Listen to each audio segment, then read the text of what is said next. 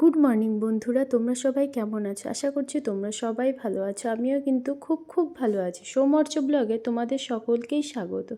দেখো, আমরা তিনজনা মিলে সকাল সকাল বেরিয়ে পড়েছি জামালপুরের উদ্দেশ্যে। ওখানটায় বাবা বুড়োরাজ শিবের কাছে আজকে তাতানের চুলটা দেয়া হবে, তাই আমি, তোমাদের দাদা ভাই আর তাতান তিনজনা মিলেই বেরিয়ে পড়েছি সকাল সকাল। আর কেউ যাচ্ছে না, আমরা তিনজনাই যাচ্ছি। তাই এখান থেকে ভাবলাম তোমাদেরকে ব্লগটা দিই, কারণ অনেক দিন তোমাদেরকে কোনো ভিডিও দেওয়া হয়নি। তাই আজকে ভাবলাম একটু এই ভিডিওটা তোমাদের সাথে শেয়ার করা যাক। আর এই গ্রামটা দেখছো, এই গ্রামটা সত্যিই খুব সুন্দর, তাই এখানকার মানে ভিডিওটা তোমাদের সামনে শেয়ার করলাম। আর অনেক দিন পর বাইরে বেরিয়ে আমারও খুব ভালো লাগছে।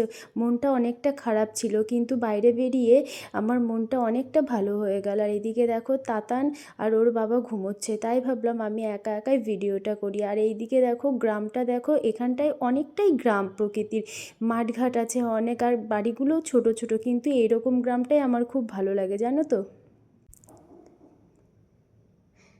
আর এইদিকে দেখো পৌঁছে গেলাম, এই দেখো বাবা বুড়োরাজ শিব মন্দির। এটা অনেক দিন আগে এসেছিলাম, তাতানের যখন 5 মাসে মুখে প্রসাদ দিলাম তখন এখানটা এসেছিলাম, তারপর আর এই এলাম।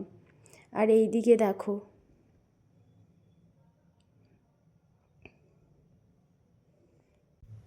আর এইদিকে সবার চুলগুলো কাটছে। আমি মনে মনে ভাবছিলাম যে তাতানকে আমি কি করে এই চুলটা কাটাবো, কারণ ও তো খুব চঞ্চল আর খুব কান্না করে, জানি না কি হবে চুলটা কাটার সময়।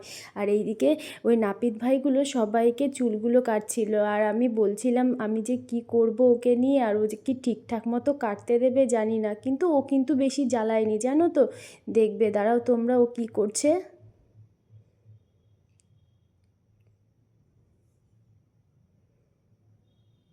এই দেখো, আমি ওকে নিয়ে বসে পড়েছি। কি মানে, ও প্রথমে একটু চঞ্চল হচ্ছিল, মানে প্রথমে ঘাবড়ে গেছিলো যে কি করছে না করছে, ভয়ও পেয়ে গেছিলো ওদেরকে দেখে। আর আমি বলছিলাম এই দেখ, এইদিকে বোন আছে, ওইদিকে ওই দেখ বোন আছে, সব আমি বলছিলাম আর ওকে থামাচ্ছিলাম, জানো তো। কিন্তু ও কান্না করছিল। আর তোমরা ওই কপালে দেখছো লাল রঙের, ওটা কিন্তু কাটেনি, ওটা হলো সিঁদুর। ব্রাহ্মণ ঠাকুর যখন ওর কপালে দিচ্ছিল তখন ও মুখটাকে সরিয়ে নিয়েছে, জানো তো। তারপর সিঁদুরটা একদম লেপটে গেছে। আর ওই দেখো ও কান্না করছে, আর আমি ওকে বলছিলাম ওই দেখ পাপা, ওর পাপা তো ওকে ফোন দেখিয়ে দিচ্ছিল, কিন্তু তবুও চুপ করছিল না। ও ভয়ে কান্না করছিল, বেশি নড়েনি, কিন্তু অতটাও কষ্ট হয়নি ওকে চুলটা ফেলতে। এরপরে চুলটা ফেলে নিয়েই তারপর চলে যাব পুজো দিতে। আর চুলটা ফেলার আগে জানো তো, ওখানটায় 150 টাকা করে নিল টিকিটে, কিন্তু পরে আবার নাপিত ভাইয়াগুলো আবার টাকা নিল। মানে পাতার ওপর 21 টাকা রাখতে হবে, আবার সিধের জন্য আবার 51 টাকা নিতে হবে। এখানটায় এখন সবই ব্যবসা হয়ে গেছে, এখানে কেন, প্রত্যেকটা জায়গায়ই ব্যবসা হয়ে গেছে, জানো তো। তারপর চলো পুজোটা দিয়ে দেবো এবার।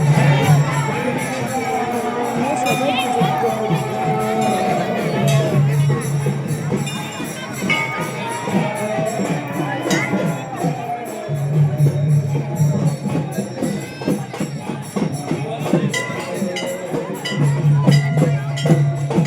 তোমার চুল কই? চুল কই বাবু? চুল কই মা? চুল কই? তো এই দেখো বন্ধুরা, বাড়ি চলে এসেছি অনেকক্ষণ, তাও 1 ঘন্টা হলো বাড়ি চলে এসেছি। এখন বাজে 3টে, 3:30 বাজে। আর এই দেখো আমার ছেলে মাথার চুল ফেলে চলে এসেছে, এসে নিয়ে কাচাকাচি করে ফ্রেশ ট্রেশ হয়ে তারপর ছেলেকে খাইয়ে দিলাম, খাইয়ে দাইয়ে নিয়ে তারপর ওপরে নিচের রুমে চলে এলাম। এই দেখো কি হয়ে গেছে, তাই না? বিশাল টায়ার্ড লাগছে, একটু শোবো। তো ছেলেটা দেখো ঘুমোচ্ছে না, ও ও গাড়িতে ঘুমিয়েছে, তো এখন আর ঘুমোবে না, এইরকমই খেলবে। তাতান, দেখবে ওকে জিজ্ঞেস করবো চুল কই, ও মাথায় হাত দিয়ে দেখাবে নেই। তাতান, মাম্মা, তোমার চুল কই বাবু? আচ্ছা, তুমি কোথায় পেলে টাকা? তোমার চুল কই বাবু? মাথায় চুল কই? নেই নেই নেই নেই, যা কি হবে দেখেছো, ওর চুল নেই। ও ওখান থেকেই দেখাচ্ছে, জানো তো, ওর বাবাকে দেখাচ্ছে চুল নেই ওর মাথায়। তো চলো বন্ধুরা, ভিডিওটা এখানটাই শেষ করছি। যদি ভালো লেগে থাকে লাইক কমেন্ট ও শেয়ার করে দেবেন। টাটা বন্ধুরা, চলে আসবো আবার পরের ব্লগে।